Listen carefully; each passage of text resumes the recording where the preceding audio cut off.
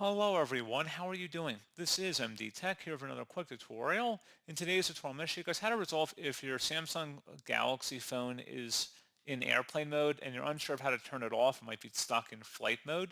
So this should hopefully be a pretty straightforward process here, guys. And without further ado, let's go ahead and jump right into it.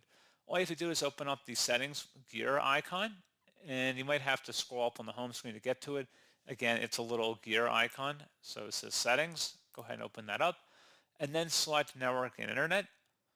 There should be an airplane mode item in here. If you just left click inside the oval one time, that'll turn it off, and that should be about it.